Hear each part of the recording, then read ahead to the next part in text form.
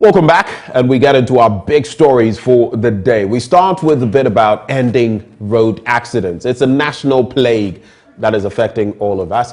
And the NRSA is worried as more than 200 people lost their lives in the month of January. Now, the latest data from the NRSA or the MTTD actually corroborates this. 232 deaths, 1,237 injuries. Now, the Driver and Vehicle Licensing Authority says it will soon roll out a voice-over touchscreen test in 6 local dialects. The computer-based test, which will be conducted in Twi and Zima, Ewe, Hausa, Ga, and Dagbani, is to enhance drivers' competency and improve safety on our roads. Parliament is also asking for a national conversation on how to end needless deaths on our roads. Today, we'll discuss all of these with various stakeholders. Let me start by introducing them. Kafui Semevo is Director Driver Training, Testing and Licensing with the DVLA. We also have Henry Asumeni, Senior Manager Programs and Planning with the National Road Safety Authority. Gentlemen, a very good morning to you. Thank you for joining. Good morning. Okay, so whom did I hear? Okay, so both of you now. Thank you for joining the conversation. Henry, let me start with you. Looking at the latest statistics that we have from the MTTD, yes, we appear to be experiencing decreased figures when it comes to deaths by minus 4.92%, injuries by minus 11.20%, which is quite a considerable figure. Pedestrian knockdowns by minus 2.32%. Motorcycles involved in crashes, and we'll get to that, by minus 4.36%. And commercial vehicles involved in crashes by minus 5.35%. But there are other indicators that are showing upticks. Those are reported cases of crashes going up by 3.8%. Those involved in crashes by 16.3%. And total involved in crashes by 3.58%. When you look at the global picture of these reports as of January, what does it mean to you? What does this report mean to you? Okay, good morning to our viewers. These figures that you have just mentioned, although we have experienced some marginal decreases, are still figures that on the whole are a little high, because if you have more than 200 people dying in a month, especially the month of January, then you realize that it's something that we still have to push so that we can go down. And it's in the light of this, if you look at the statistics that you just mentioned, you realize that what brought up the increases in the crashes and then the vehicles involved is more of the private vehicles, because that is where we had an increase. With the commercial and motorcycles, there were some marginal decreases. So it means that although we have been targeting these commercial drivers and motorcycles, it looks like we are a little slow on the private drivers. So the statistics for January shows that, yes, road safety stakeholders have done well to improve on the accident data in the commercial and commercial pedestrian motorcycle side, but not on the private driver side. Yes, but you would notice that while motorcycles involved in crashes experienced a negative or a minus 4.36% figure, it still is very high when you look at the deaths per vehicle type. 93 out there when it comes to motorcycles, and that is a cause for concern, isn't it? Even in the recent data, it's still pointing to the fact that a lot of the accidents we're having are on the back of motorcycle incidents. What do you have to say to that? Over the years, I think we have all looked at the motorcycle data, and we realized that over the years it has been increasing. And as I've always said, 10 years back, motorcycles was about the fifth, sixth contributory component to our road traffic data. But now, motorcycle is competing with pedestrian, because pedestrian used to be the highest. pedestrian has come down marginally, but motorcycle has gone up astronomically. And if you look at, if I can share, okay, I don't have it here. I wanted to share just some graph we did for motorcycle incidents, and you would realize that the angle is upwards, and it's something that we cannot continue like that. We need a national action on this motorcycle menace, and I know DVLA is doing a lot about that, and we'll be seeing some results soon. Apart from that, there are a lot of education also going on when it comes to these motorcycle riders. And also, I know the MTTD is coming up with a unit just for motorcycle enforcement. So yes, the problem is there. We realize the problem is there, but we are doing a lot to tackle these problems. Right. And coming to you, Mr. Semevo, what picture does this paint for you? In the month of January, it means that daily we were losing 8 lives. 8 of us were losing, their lives on a daily basis throughout the month of January. And we know about some of these, very gory accidents that have taken place in different pockets of the country. What does this latest statistic mean to you? Good morning again. And for me, looking at the figures, you clearly see that attitudes are still the problem to handle. Because if you look at the interventions that the various stakeholders are putting in, we should be seeing reductions by now.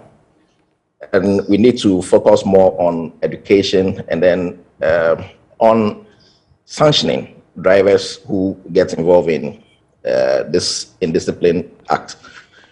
So clearly for me, it is the behavior side of the whole matrix we should be paying attention, and that can be addressed through education and then enforcement.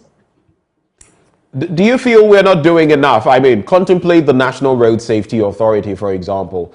Is enough being done? In recent times, members of parliament have called on the NRSA, the DVLA, the MTTD, and they've said that you're not doing enough. From where you sit, Kafui, do you think we need to do a lot more in terms of educating the ordinary Ghanaian road user, and not just those who are driving or using some form of vehicle? Sometimes when you look at those crossing the road or doing certain things, pedestrians, and what they do, you realize that they're also part of the problem. What are we doing about that? Are we doing enough? I wouldn't say that we are not doing enough, but there is still a lot to be done. We have come very far with interventions that are aimed at reducing road traffic crashes and to make our roads safe. Now, even right from Parliament to the various stakeholder institutions, Parliament passed a law to reform the National Road Safety Authority, for instance, to give them that biting power to be able to whip institutions into line to make sure they are doing what they have to do. Parliament, again, through the ministry, will soon be looking at the amendments that have been recommended for Regulation 218 and then Act 683. So what has been done at that level, the institutions, we are also collaborating to make sure that things that can be done to reduce the crashes are done. So it is not that we are not doing much, but as we bring in interventions, we also expect that those who use the road, and especially like you just said, we should also know that even if you are a driver, within the day, at a point you become a pedestrian. So it is a holistic something we should be doing, and that is exactly what we are doing. We agree that there are more to be done. However, we also expect that the users of the road, whilst we continue to bring in the interventions, should take some responsibility. When it comes to safety on the road, the first responsibility lies on those of us who use the road. The state intervention is the second level. So if we all collaborate the efforts of the state, we should see drastic reductions in our numbers that are being recorded. Now, in terms of responsibility, one thing we notice, a thread we notice in this country is, oh, it is these people, but we never specify who is responsible ultimately. Do you agree with those on the floor of Parliament, for example, who say that some of you should be relieved of your posts, or that you've not done enough, and so the axe should fall from the DVLA, from the NRSA, and even the MTTD? I just wanted to bring in that component because I'd already brought in the bit about Parliament. How do you feel about that? Fair or unfair? So let me just say that anytime we see accidents occur on our roads, the first thing we are not happy about it. We try to find out what we are doing that is not helping, or what we can do to help. And if you look back at all the interventions we've done till today, I would not agree that we are not doing anything and we are just looking on. If nothing was being done at all, I don't think that the figures we are seeing will be as they are. They may be higher than we see now. So, Mr. Semebo, just to interject, the thinking is not that you are not doing anything. The thinking is that you are not doing enough. Yeah, so I earlier said that even from what we have done, there is still more to be done. Recently, if you look at the laws, for instance, we have even identified gaps in the law that should be addressed, and that will impact. So it is a continuous process. It cannot be a one-time solution. And you know that driving, the environment is dynamic.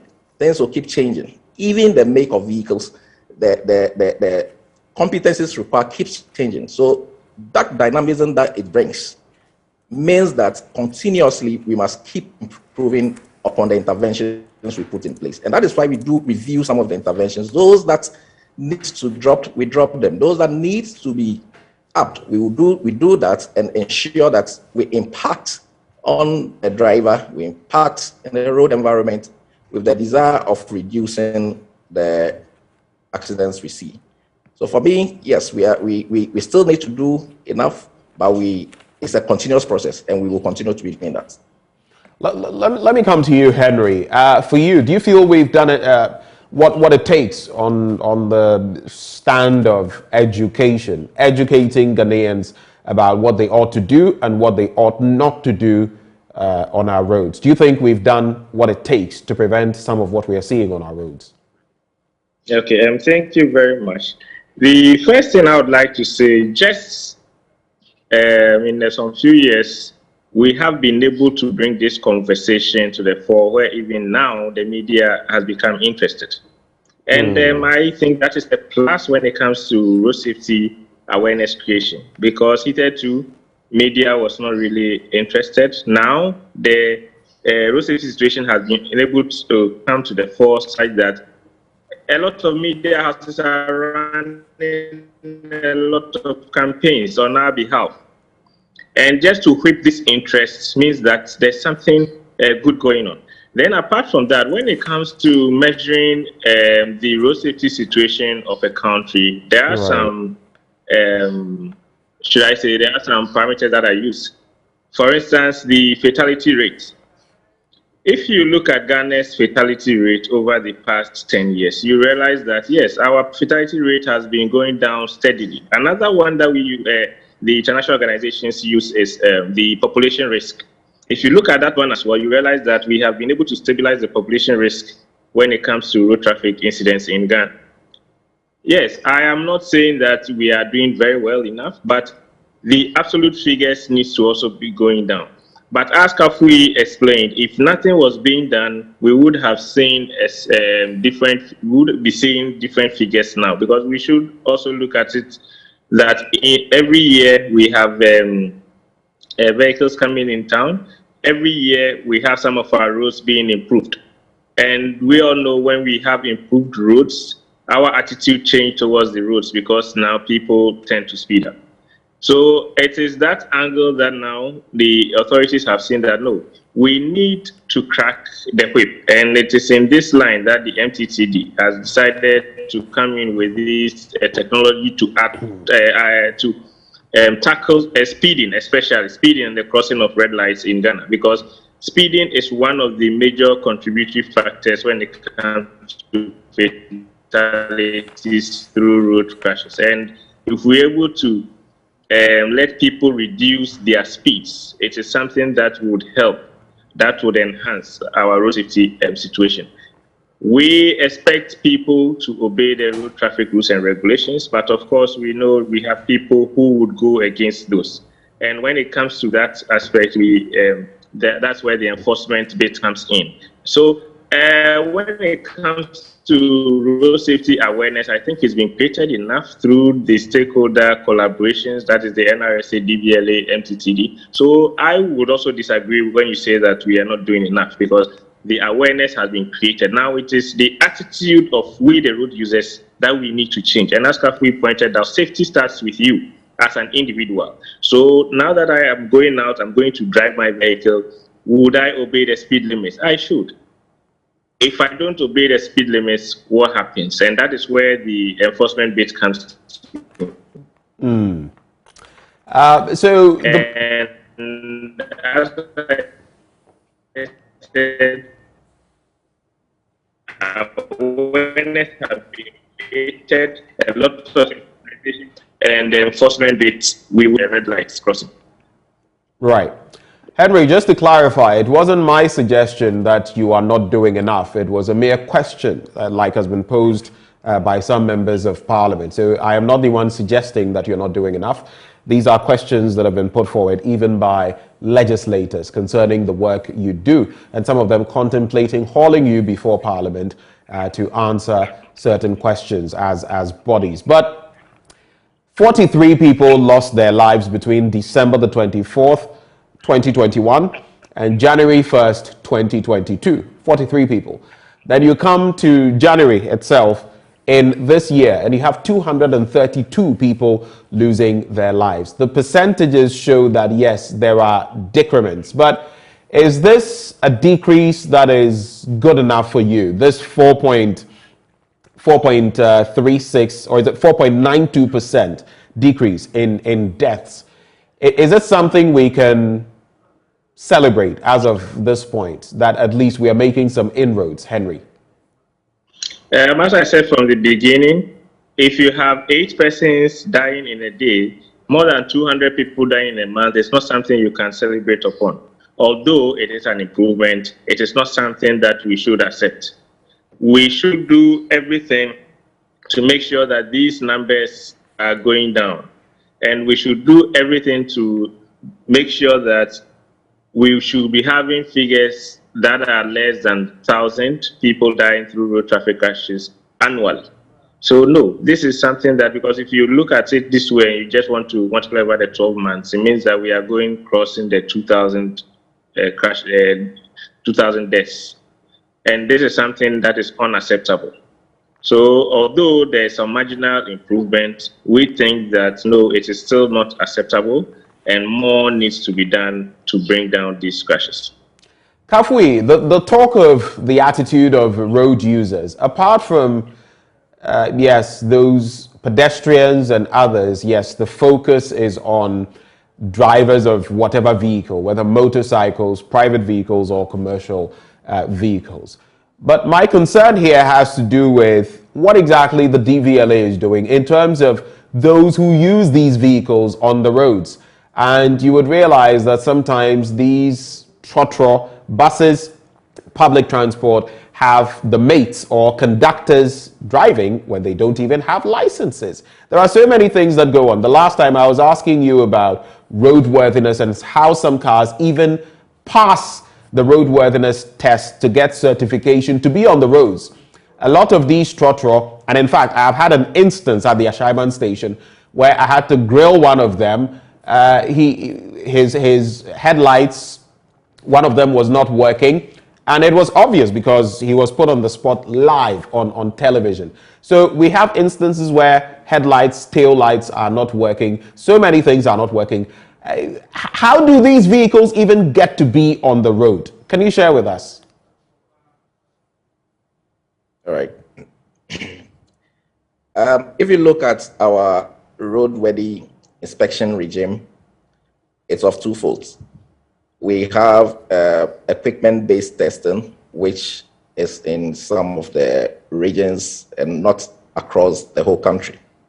So there are sections of the vehicles that go through these equipment-based testing before they are certified. Now, we have also found out that some vehicles that are unable to meet the requirement for passing roadworthy either go outside the jurisdiction where we have the equipment based and then the manual testing is done.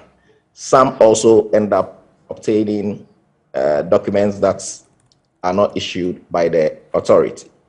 Now, what we are doing to correct this is just a quick one before you get to the corrective measure. You are suggesting that some are getting documentation not from the DVLA? The DVLA, yes. So basically they are using fake certification? Yeah, some have fake certification. Right. Thanks for that clarity. Please go ahead. Yeah. So what we are doing together with the stakeholders, so we have a task force and a unit, a compliance unit has been established in the DVLA now. A compliance unit works together with the MTTD and then the NRSA to ensure that the drivers comply. Now, we sometimes even engage the terminal authorities at the terminal to guide them in ensuring that before a vehicle leaves the terminal, there are certain basic things they should inspect. We are aware that while some of them do this to help the system, some also do not do it. And sometimes the difficulty is that when the task force is out and maybe we start from, let's say, 37, by the time you are getting to Labadi, for instance, because they've heard that you are around, people may hide their vehicles. But that does not deter us from doing what we want to do. We continue to use the task force to get to the various terminals and also use the task force to even inspect the vehicles by the roadside, and those that needs to be taken off. There is something we call the layoff. Layoff certifications are issued to these vehicles until they comply, and then the layoff is taken and the roadworthy is issued. So it's something that we have identified, and we are using the task force to try and correct that. What would you say this task force has achieved up to this point? I do see MTTD officers, and I know it's work that all of you are doing hand in glove, NRSA, MTTD, DVLA, and the MTTD especially on the roads enforcing these. But what would you say have been the gains of this task force, let's say in the past month of January, that you can point to? Right. I wouldn't have the figures for December. Let me use December last year. Now, December, that was the peak of the festivity. We were out there, and at least before vehicles were leaving terminals, and those are terminals that we visited, before vehicles were leaving the terminals, passengers were engaged to let them know what their responsibilities are as passengers on the vehicle. Drivers were engaged to let them know what their responsibilities are when they are on the road. And then the terminal authorities were also engaged. Now, beyond that, once you leave the terminal and you are on the road, the MTTD also on the road checks what you do on the road. The task force also arrested some drivers who have gone through some prosecution, and we have even worked together with the MTTD. You know, there are some cameras in town. Right. The MTTD has been able to monitor some of these cameras, and we've been able to identify the drivers who offended traffic regulations, and those who had to be prosecuted have been prosecuted. Those who have to be fined have been fined. I think that the MTTD has some statistics that I don't have here to share, but we have made a great impact with that. Now, on the average, for us at the DVLA, on the average, we receive not less than 10 requests from the MTTD for drivers who have offended. And if we continue this, it is in itself a way of holding people responsible for misbehaving on the road or for violating traffic regulations. And once they are sanctioned, and those who require training, we also recommend that they do the training. Once this continue, the impact will be felt. But that is not the only solution. And we need to complement this with other interventions that we already have ongoing so that we will be able to impact. Now, in just about 3 days ago, we had a discussion where we want, together with the Judicial Service and the MTTD, to strengthen our revocation and suspension of license system. So I will give you a gap that we want to, example of a gap that we want to close, for instance. Now, if you go back to watch the documentary by Kwame Boateng, The Crash, right. You'll find out there was a driver in that documentary who has been jailed and has been banned from driving.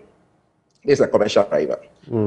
Now, until we watched the documentary, we did not know that the court has suspended this person from driving. So if that person finished serving the prison sentence and came to the DVLA, because we do not know, that person may obtain a driver's license again. So quickly, what we are doing is that we are engaging with the MTTD, and the next level is to engage with the Judicial Service and see how the three can collaborate so that people who go through the court system and are sanctioned, actions that needs to be taken by the stakeholders, we are well informed, and then we take those actions and inform the courts of the actions that have been taken, and inform also our officers and all other stakeholders of the actions. And that way, we will be making an impact, and that will also contribute to the interventions that we already have in place. So I'll be coming to Henry shortly. Henry, just stay with us. But Kafui, that's a pretty interesting development, which has left me shocked as well, because it means that integration in our system, even the court system, the MTTD, and the DVLA,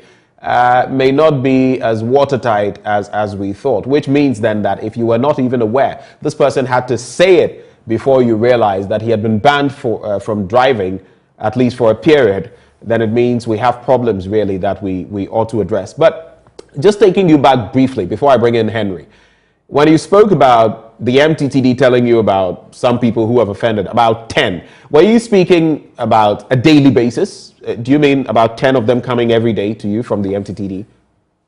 Yeah, yes, those are 10 requests. So these are video monitoring from the cameras around town. Then they see drivers offending, some wrong parking, some alighting people at the wrong places, and all this. So they pick the offenses, and then they give us the registration numbers of these vehicles, and we help to trace the owners of the vehicle. And yes, it's 10 on the average. Right. Let me come back to Henry. So listening to what Kafui just said, do you think we could do more when it comes to integrating the three core bodies, and maybe four if you add the judicial system? So the NRSA, the MTTD, and the DVLA, in terms of your working, because this makes me realize then that there's still a lot that ought to be done to ensure that there's a seamless flow, which would also impact your work, wouldn't it? Yes, and I think something is being done in this direction. The NRSA, as a coordinating body, is working with its stakeholders, that DVLA and MTTD, even the NIC, the insurance industry, with the Judicial Service, working together with NITA to integrate these systems such that now you don't really need to call DVLA at the punch of your button. You get feedback of the information that you are looking for. What is NITA? Just for clarity, what is NITA? NITA is the NITA is I forgot to take National Information and Technology Agency, yeah, NITA. Okay, all right. Thanks for So clarifying. the stakeholders are working with, yeah, the stakeholders are working with NITA for this integration. You know, now NITA has the mandate to keep all, when it comes to technology, government technology.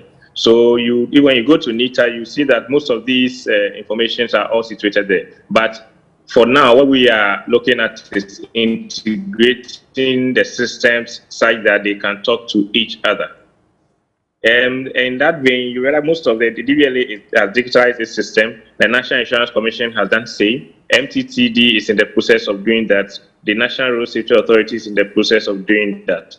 So when all is done, this integration will be done such that now the details of the driver or the vehicle, DVLA would have an alert and they will know what is going on. If the MTTD needs a feedback on the vehicle owner, for instance, within the system will bring out the owner, and if they need to trace the owner, it will be simply done. So yes, we have identified this gap, and our stakeholders, together with NITA, we are trying to bridge this space. How soon can we expect that this reintegration or further integration would be brought to some very high level so that some of these little bits about communication flow will be taken care of? How soon can we expect it? I think for now, a lot has been done, but it's just they are waiting for the completion of the automation of traffic enforcement, which when that one is completed, it will be fixed into the system and the integration will be complete. Do we have any projections for that in terms of time? I mean, it's important we know. Yes, I think I've been speaking about this automation for a long time. As at now, procedurally, it's at the tail end, and very soon we would see the first speed or red light enforcement camera, which would come to enhance already fixed surveillance cameras. Should we give ourselves some 3 months in expectation? Maybe, yeah, by the end of the first quarter, I'm sure we should be seeing something. Okay, so by the end of the first quarter, if that is done, then it means it would be full steam ahead in terms of further integration, right? Yes. All right. Let's look at some incidents. I want to start with you. This question is for both of you, in fact, both Henry and Kafui, but I'll start with you, Henry. If you look at the incident on Monday, for example, where this trailer driver in the Nsawam area around the Ibri station piled into a number of people, killing 4 women and injuring 9 others, he made off. And that is another thing. When some of these incidents happen, people just make off, they've done the wrong thing, and they don't even stay. And now there was the attempt to trace this driver, this trailer driver. What exactly do you feel accounts for these? Because in other jurisdictions, yes, there are hit and runs, but how do you think we can stem the tide of these? Because we seem to be hearing them, people, hitting and running, people moving away. What do you think we can do about this? I think people still have not realized that now in Ghana it is. You know, hitherto tracing in Ghana was very difficult. So when you have such as what happened and then you run away, it becomes very difficult for the authorities to trace you. But now the system is such that you can be traced. So I would rather encourage people that in such incidents, just report yourself, because when you run away, it becomes an added offense for not reporting an accident. So, and as you mentioned, this is a issue. Yes, the MTTD have been able to identify all those who were involved, as I said. So let us be aware that whatever we do on the roads and we incidents happens and we run away, we can't be traced. And as we said, the onus lies on us. You are the first point of call. So when you are involved in any incident, the law says that report to the police. You are not reporting to the police because you are at fault or you are not at fault. You are only reporting the incidents to the police. And what the police will do is that they would investigate and then see what happened. So let us not be afraid. As we call it, it's an incident that has happened. Let us report it. If you run away, you will be found out. And when you are traced, even if it wasn't your fault, failure to report an incident to the police in itself is an offense. So you can't be charged for that. Wanted that clarity put out there, because you should know that if you hit and you run, there are going to be even more punitive measures when you are finally apprehended. Your take on this, Kafui? Yeah. So, rightly, let's ask ourselves, why do people run? I recall that when we were developing syllabus for training, we had some interaction with some drivers. And clearly, some have the impression that there are certain locations that you commit such offenses, and if you do not run away, there may be mob action. So as part of the process to get people informed of their responsibility to report, have the courage to report these incidents, and even stay at the scene for them to be attended to, and also if they can attend to other people. We keep informing during training that, first of all, the law requires, just like Henry said, that if you get involved in an accident, inform the police. Now, the fact that you have hit somebody's vehicle or you have caused damage to other person's property does not mean that you should run away. Now, if you run away, your vehicle is there. The registration plate on your vehicle can be used to trace up to you, and that in itself compiles your problem. If, let's say, you were even at fault in causing the accident and you ran away, now you are compiling the problem. So we will continue to encourage people to say that, look, when the accident happens, stay at the scene. Make sure if you are in the condition where you can go to the police station to report, go to the police station and do so. Sometimes you are even in the position to help save the lives of those you have hit. So if you run away, that even increases their risk of losing their lives. And it's something that we should continue to engage the drivers, every driver, not all categories of driver, but with more focus on the commercial drivers, because these are people that are in organized groups. We can always get them to interact with them and get them to understand that, yes, if you get involved in an accident, until you are proven guilty, you are not guilty. You are required to be at the scene.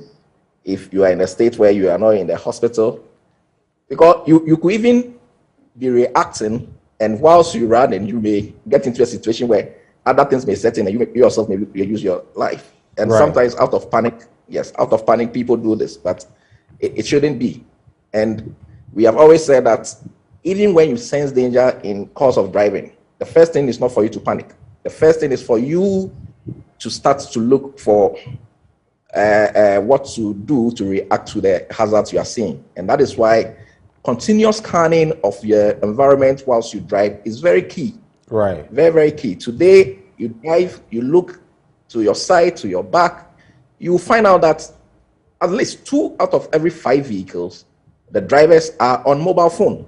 They are texting and driving. And these are people who keep losing their alertness. And driving requires that you keep constantly scanning so that you'll be safe and save the lives of others. Right. If I may just chip in the bit about those drivers who, like the trailer driver, you may be trying to avoid lynching, but in running away, if you're apprehended, then you might actually trigger it. Not to say that it's a good thing, but these are some of the circumstances that we ought to take stock of. But let's get to the conversation about the DVLA and this voiceover touchscreen test in 6 languages, Twi and Zima Ewe. Hausa, Ga, and Dagbani that you're rolling out. Even before I come to you, Kafui, because you'll give us extensive data or information on what to expect. Henry, what do you make of this development where this computer-based test and the voice-over touchscreen is going to be rolled out by the DVLA? What do you feel its impact is going to be moving forward? I think it's a step in the right direction because as at now, when you are going to take the test, there's an interpreter. And sometimes in interpreting the question to you, it's more like he gives you an answer because he needs to explain it for you to understand the question. And sometimes in explaining for you to understand the question, he might give you the answer. So with this voiceover, then it means now it's your language. Your language, you hear your language, you hear the question. You don't need an interpreter. You don't need any further explanation. So yes, it's in the right direction. It would help us to be able to see who the good, to sieve the bad ones out and allow only the good ones on our roads. So yes, we are in full support of what the DBS is doing, and we will within our mandates to help them and help them in that direction. Kafui, now to you, as we get extensively into this, why this? And I mean, what is the rationale behind this? What purpose is it going to serve? All right. So if you look back beyond 2011, the theory test was already in existence. At that time, it was paper-based. So you go in, a question paper is given to you, you have answering sheet that you have to take your answers on. Now, a review of that system of testing revealed that the human intervention or interference in the process was too much, and that affected the credibility of the results and then the test itself. So we decided to computerize it and say, let's have a system where you take the computer-based system test, and then immediately you finish, your answer is displayed, and you know whether you've passed or not without anybody telling you you've passed or you failed. So we did.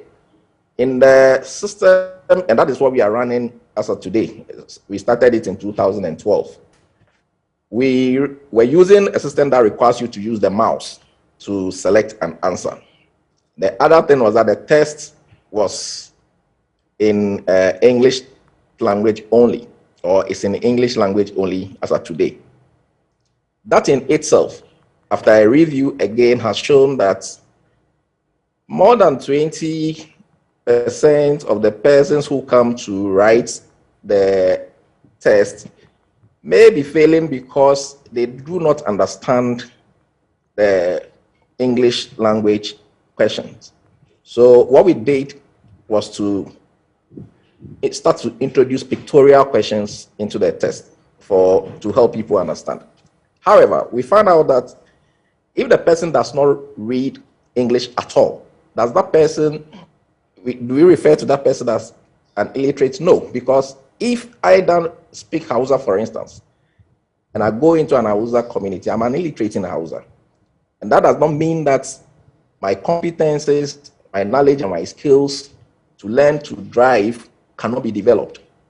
So based on this, we started to allow the training institutions to start to use languages that people are fluent in, and they are also fluent in. So there's a combination of English and any other language that people understand. Now we came back to the test and say, if you are reforming the training and the test remains the same, then it will not make an impact. So that is why we are going to now introduce, and we are changing the mouse system into touch screen system, where the computers that you be seeing are touch screen. There are 6 Ghanaian languages that we have selected. These are Ga, Akan, Hausa, Dagbani, and Nzima. We have selected this for the start. We'll keep to add more if the need be.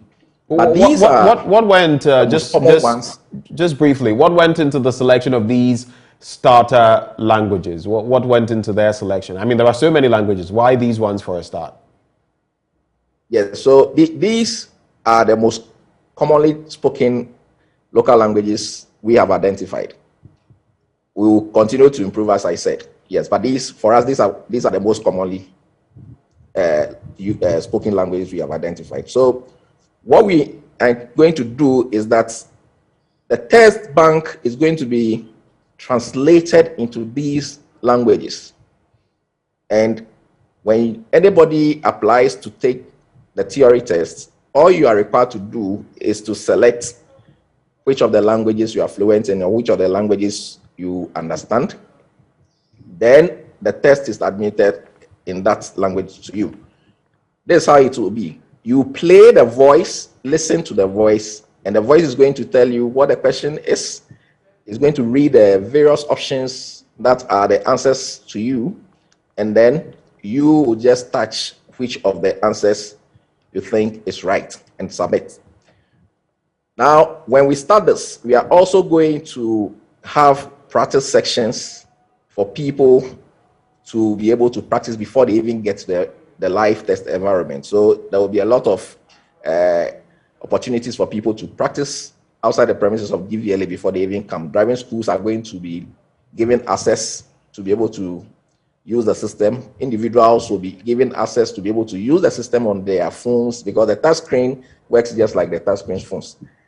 However, if even people get to our test centers and they are still not conversant with it, there are sections that they will be given that will prepare them to be able to take the test. The other feature of this system upgrade will allow for individuals who pass the theory test to make an online appointment for their in-traffic test. And it will also allow the in-traffic test to be scored electronically so that we do not have situations where I would have finished testing you and I will come back and say, I'm changing your test result, because before you leave the test grounds, your results must be submitted. And once submitted, you do not have any option of changing it. And also it helps us at the back office or the back end to monitor how many minutes you are spending testing a driver, which routes you are using, and what are you observing. So that is the other feature this upgrade is coming with. It also allows people who are obtaining appointment for in-traffic tests not to be able to select a particular officer they may know or a particular driving examiner they may know. You make an appointment, you will not be given the opportunity to choose anybody, but the system itself allocates to you one of the examiners to test you. So these are the, in summary, these are the features of the upgrade we intend to bring up. All right, so these are the features. We're grateful that you've walked us through. What exactly are you rolling out with these?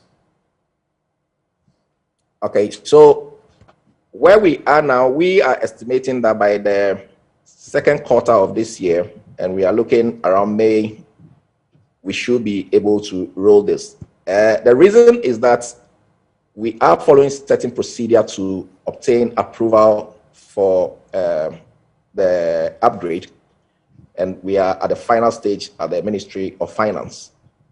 There is a committee that will okay the contract, and then we can go ahead and implement. So we are predicting to start in the second May base because we do not control that approval system. So we are just, from the information we have gotten from the Ministry of Finance, we use that to estimate that by May, we should be out there upgrading the systems and helping to clean up whatever challenges we have identified in the existing system. All right. I'll give you 30 seconds each for your concluding comments, both on the carnage on our roads and this new initiative. But just to clarify something that came to mind. So it's going to have a voiceover, right? Now, I know that there are some people who speak the local languages but can't write, or can't, if you put written form there, they will not be able to transcribe. So it's going to be purely a voiceover so that they can react to the voice. Is that it? I'm speaking of the local languages. Yes, it's going to be purely voice. Yeah. Right. You are not required to write it. You just have to listen to the question, listen to the answers, and then you select what you think is the right answer. And of course, there will be nothing written in those languages trying to get you to read and understand, right? It's purely voice. No. So you just have to listen to the voice. There's nothing going to be written for you to be following or attempt to read. Yeah. Thank you. So your summary comments, 30 seconds each. I'll start with you, Henry. Thank you very much. I would urge we all as road users to change our attitudes on the roads. We shouldn't be speeding above the speed limits. We shouldn't be talking on the phone while driving. And let us always keep our seat belts on. And as I always say, it is better to be patient than to be a patient at the hospital. And it's better to be late than to be called the late. Thank you. Thank you, Henry. Always punchy when you say that. Kafui, your parting comments. Yes, I will call on all road users to take up the responsibility and know that if we all decide to protect ourselves, it makes the roads safer for us. Now, where you find people cutting in front of you, every time, just tolerate people. When you do that, it takes just a second for you to tolerate the wrong behavior and correct it. But if you insist on your right, you may end up in situations where you spend time, money, days resolving just a simple issue that could have been avoided in a second. So let's take up the responsibility and let's be safe on our roads. Thank you so much, gentlemen. Henry Asumani, Senior Manager, Programs and Planning at the National Road Safety Authority, and of course, Kafui Semevo, also Director, Driver Training, Testing and Licensing at the DVLA. Well, moving from there, we're going to take a break, and when we return, it's all about UTAG, the NLC, right in the middle, and the employer, government. We're talking about that all-important issue as students still are not in school. Some of them have started leaving their campuses. New date has been given by the court for the 15th day of this month for a resolution, an out-of-court resolution. But what does that mean, and what is going to happen moving forward? We bring you the details right here on the AM show. We'll be right back.